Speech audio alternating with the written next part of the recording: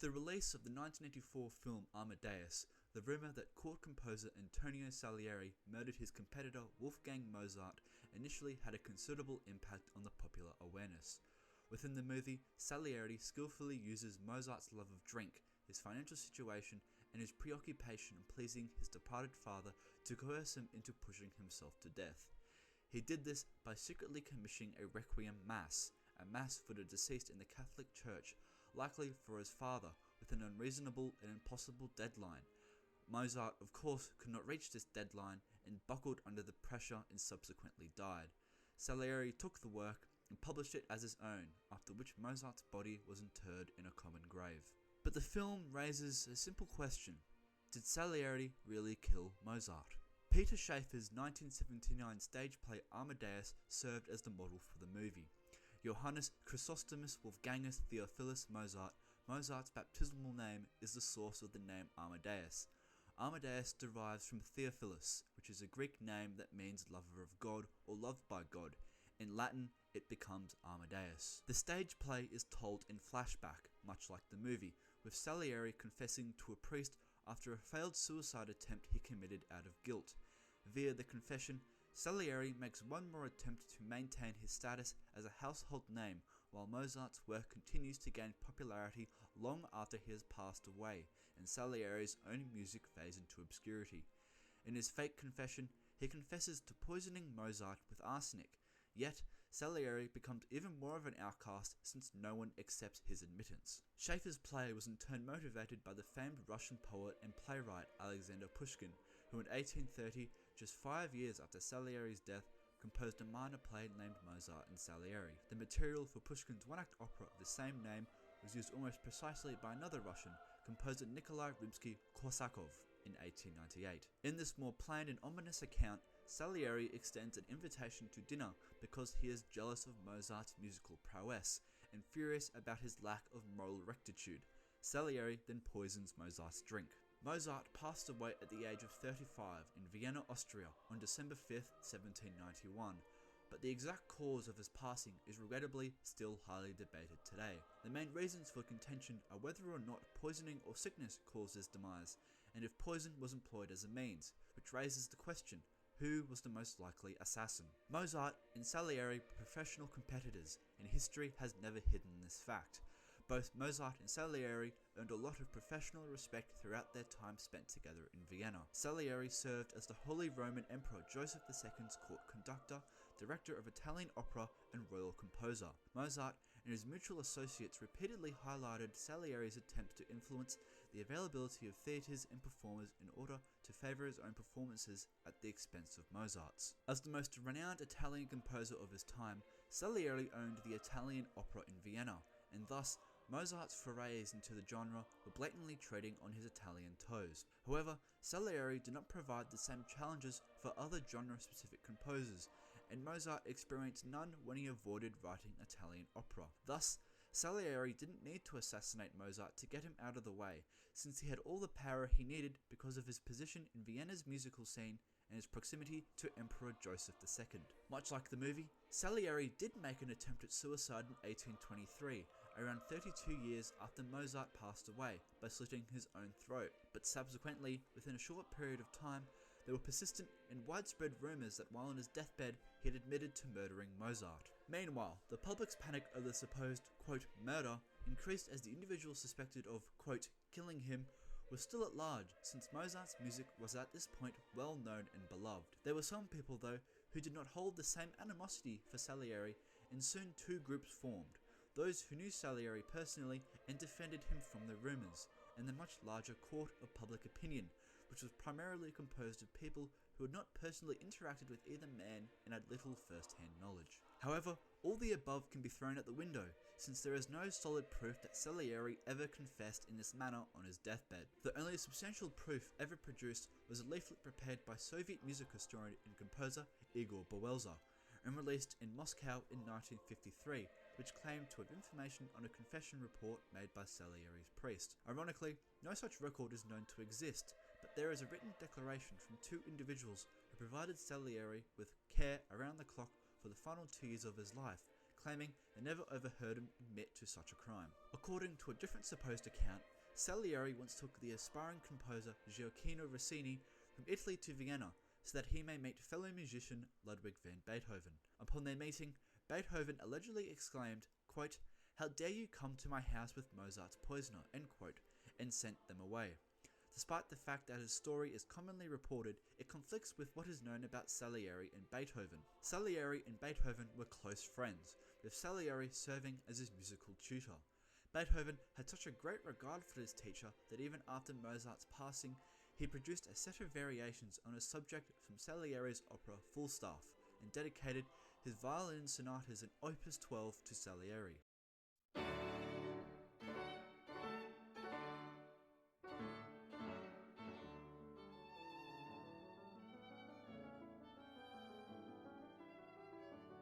To add even more doubt, Salieri was defended against the charges of murder by all of Mozart's main biographers, as well as Salieri's other pupils, including Mozart's closest confidant, Austrian student Franz Xaver Süssmayr, who practically lived with Mozart every day in his final months and finished Mozart's Requiem after his passing. It is also particularly remarkable that Salieri was never the target of any formal legal suspicion of criminal activity. Despite the rumours, his professional career continued to flourish, and he continued to teach many renowned composers, including the aspiring Hungarian composer Franz Liszt and Austrian composer Franz Schubert. Contrary to common belief in the 1984 film, Mozart's final commission, the one that supposedly killed him, was actually commissioned by Franz von Walsegg, an Austrian aristocrat, which Mozart tirelessly laboured to finish until the day of his death. Walsegg intended the Requiem to honour his late wife, the 20-year-old Anna Walsegg.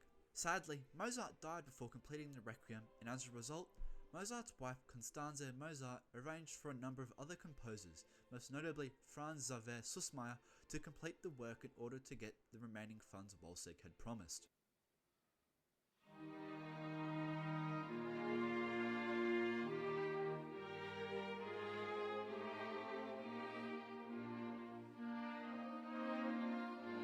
Sadly, because Salieri was the one who was accused of being responsible for Mozart's alleged murder, the accusations against him and the widespread belief that he played a role in Mozart's demise had a profound negative effect on him and subsequently caused him to experience several nervous breakdowns. However, he was not the lone suspect. The idea that Mozart, a Freemason, was murdered by a Masonic plot has been advanced by a number of authors. But why would a Freemason kill a member of their own organisation? Well, it lies in Mozart's play The Magic Flute, which allegedly broke several Masonic laws and is the most frequently cited justification. One allegation is that the tale is a metaphor for a purported scheme to destroy Freemasonry, and another is that Masonic symbols were used improperly. Georg Friedrich Daumer, a poet and philosopher from Germany, was the most outspoken advocate of these beliefs. He originally published them in 1861 and also thought that Freemason plots killed several heads of state and luminaries in philosophy and religion. But most contemporary historians reject the idea that anyone was to blame for Mozart's demise. Constanze, his wife, as well as the shorter accounts of the friends and acquaintances who frequently visited him, particularly Constanze's sister Sophie, provided the most in-depth accounts. They all came to the conclusion that he was not suspected of having been poisoned. Mozart struggled with a variety of ailments throughout his life, including smallpox, tonsillitis, bronchitis, pneumonia, typhoid fever, rheumatism, and gum disease, but it is hard to establish if any of these had an impact on his passing at all. Mozart frequently told Constanze that he believed he had been poisoned by the infamous arsenic-based concoction aqua tofana. When his health seemed to have briefly recovered, Mozart himself, however, dismissed the hypothesis. Some claim that Mozart's doctor, Dr. Nikolaus Closet, committed malpractice and caused Mozart's death. The insinuation is made by his sister-in-law Sophie Weber in an 1825 account. Quote, "When Mozart appeared to be sinking, one of his doctors, Dr. Nikolaus Closet, was sent for and finally located at the theatre. However, according to Sophie's account, that drama lover, quote, had to wait till the piece was over, end quote.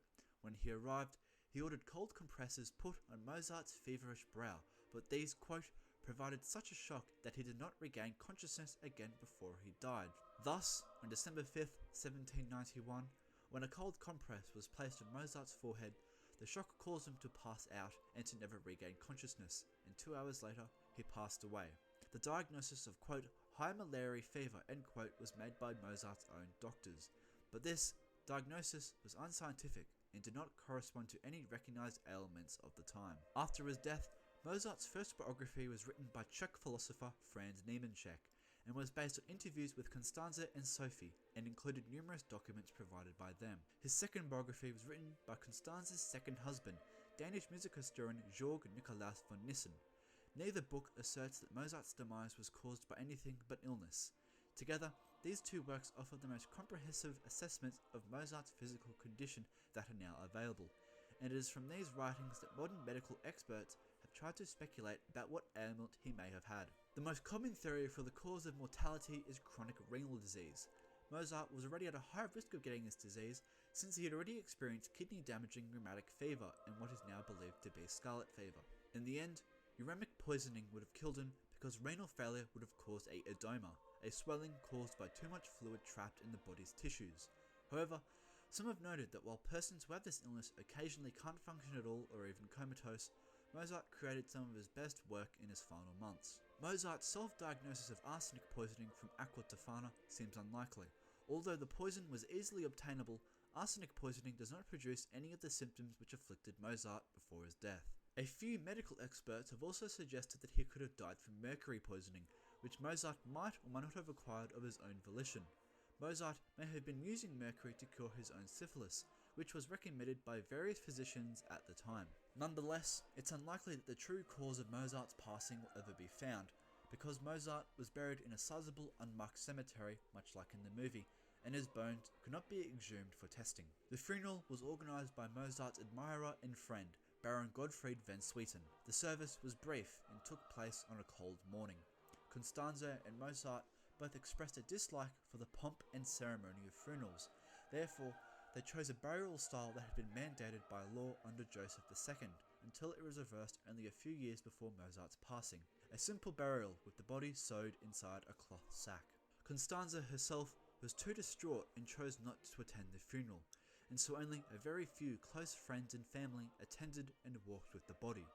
They stopped at the cemetery gates and bid their last farewells. Mozart was then taken alone by a small group to his final resting spot. Among this small group dressed in black, those who were to be the last with him were Susmayer, van Swieten, and Antonio Salieri. This has been me, Jack, and go listen to some Mozart.